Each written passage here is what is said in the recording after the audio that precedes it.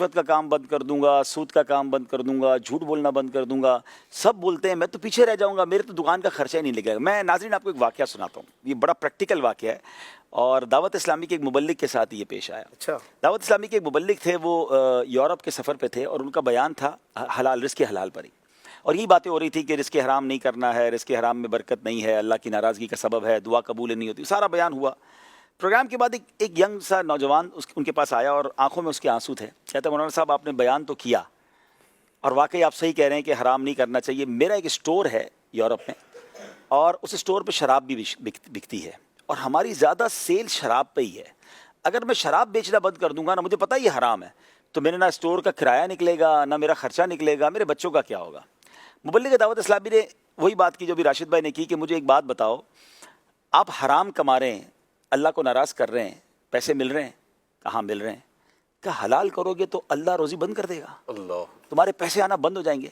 آپ یقین کریں وہ نوجوان رونے لگ گیا. کہتا ہے مجھے بات سمجھ آ گئی ہے, بس آپ میرے لیے دعا کریں, میں یہ کام چھوڑ دوں گا. وہ مبلغ دعوت اسلامی کہتے ہیں میں تو اس بات کو بھول گیا. 1-1.5 سال بعد دوبارہ اس ملک میں جانا ہوا, دوبارہ اجتماع تھا. وہ نوجوان ڈھونڈتے ہوئے آیا, کہتے ہیں آپ مجھے میں یاد ہوں آپ کو, میں وہی ہوں جس نے آپ سے وعدہ کیا تھا. آپ یقین کریں میں نے شراب بیچنا چھوڑ دی, اللہ نے میرے کاروبار میں اور برکت ڈالی. یعنی یہ پریکٹیکل تجربہ ہے, یہ ہمیشہ ہوتا ہے. جتنے مجھے ویور سن رہے ہیں نا یا بعد میں سنیں, آپ کو یہ شیطان بالکل خیال لائے گا کہ یار حرام چھوڑ دوں گا تو کاروبار کیسے چلے گا, میں تو مارکیٹ میں پیچھے رہ جاؤں گا, میرا تو سودا ہی نہیں بکے گا, میری تو روزی اس چیز سے میسر ہے. یہ بے وقوفی ہے. ہم مسلمان ہیں, ہمارا یہ یقین ہے, ہمارا یہ ایمان ہے کہ دینے والی ذات رب کی ہے.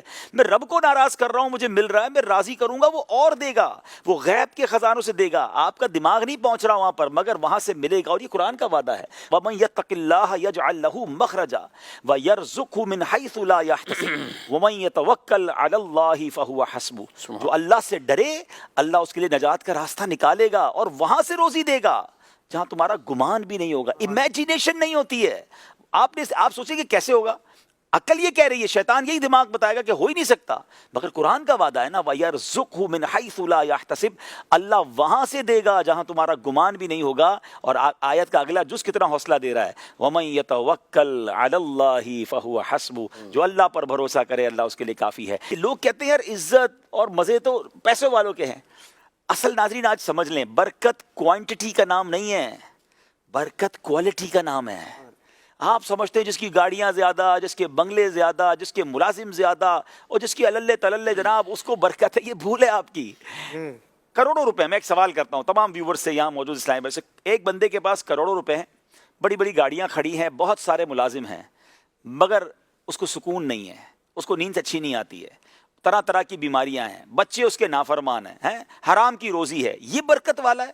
یا تھوڑے پیسے ہیں مگر سکون سے سوتا ہے, سارے پیسے حلال کے ہیں, اللہ نے کسی بڑی بیماری میں مبتلا نہیں کیا, بچے فرما بردار ہیں, نمازی ہیں. بتائیں نا دونوں میں سے کون برکت والا ہے؟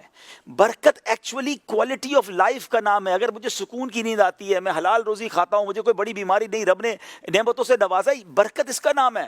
بہت سارے پیسے ہوں, سارے حرام کے ہوں, جس کا جواب دینا باقی ہے, اور بے سکونی ساتھ چل رہی ہے, تو کیا کرنا ہے ان پیسوں کا؟ لائف سکون کے لیے بندہ گزارتا ہے, نہ کہ پیسے. اچھا پیسے کئی ہماری مہندی میں کہتے ہیں چوپڑے میں لکھے رہ جاتے ہیں, رجسٹر میں ہی رہ جائیں گے. آپ ایک لمٹ کے بعد پیسے خرچ نہیں کر سکتے.